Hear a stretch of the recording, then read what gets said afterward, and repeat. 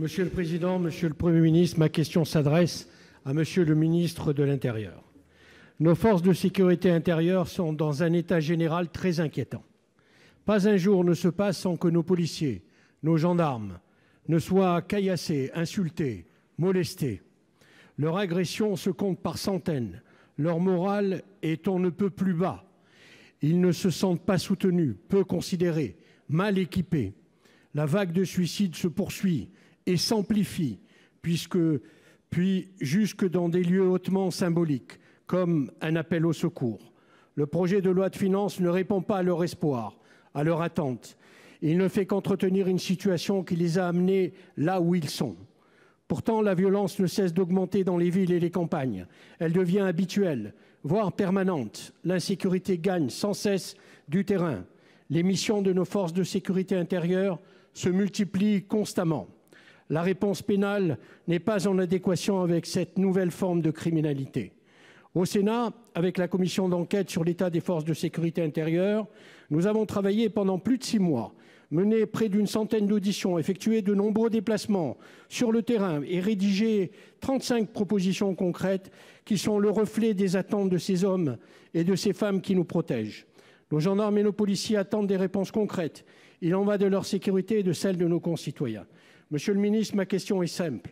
Dans votre plan d'action, quels moyens comptez-vous donner aux forces de sécurité intérieure pour stopper ce climat de violence qui s'accentue de jour en jour? Merci.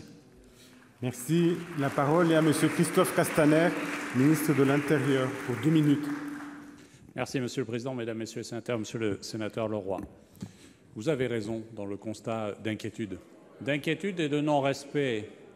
Mais je crois qu'on est tous d'accord, donc ce n'est pas la peine qu'on réagisse. Nous sommes tous d'accord qu'il y a aujourd'hui un non-respect des institutions. Et dans ce non-respect des institutions, une mise en cause presque systématique dans certains quartiers de nos forces de sécurité.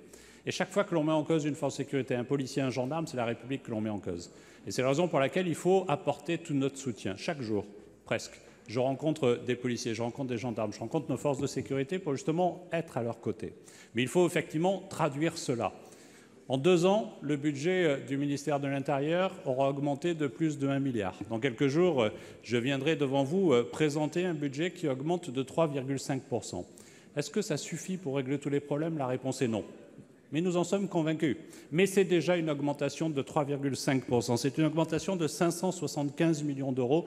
Et je sais que j'aurai votre soutien, non pas forcément sur toutes les politiques, mais sur la volonté de réarmer nos forces de sécurité parce que c'est nécessaire. Par un plan d'action majeur dans l'immobilier, par un plan d'action majeur dans le recrutement et dans l'équipement de nos forces de l'ordre. 2 500 personnes seront recrutées l'année prochaine. Et nous allons ouvrir, rien que pour la police, près de 4 500 postes dans nos écoles de formation, parce qu'il faut bien évidemment remplacer aussi les départs à la retraite, et nous le ferons. Nous avons poussé au maximum les capacités de notre formation pour garder un système suffisamment sélectif, et nous aurons les moyens de faire cela, et 2 500 postes seront ouverts, en plus des 2 000 postes ouverts cette année. Et cet effort sera poursuivi l'année suivante, parce que sur le quinquennat, nous voulons recruter 10 000 policiers et gendarmes supplémentaires.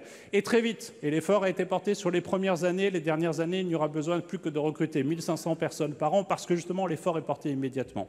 Mais il nous faut aussi travailler sur la question de l'équipement et sur la défense. Et je veux vous dire que nous devons nous retrouver sur la revendication, sur l'exigence que jamais aucun incident, aucune mise en cause, aucune violence contre nos forces de sécurité, gendarmes, policiers, pompiers, ne soit acceptable dans ce pays et je sais pouvoir compter sur vous.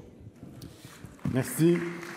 Merci, Monsieur le ministre, je vous ai écouté, mais n'oubliez pas d'entendre votre prédécesseur qui disait « Aujourd'hui, les Français sont côte à côte, demain, ils seront face à face. Ne semez pas la faiblesse, vous récolterez la violence. »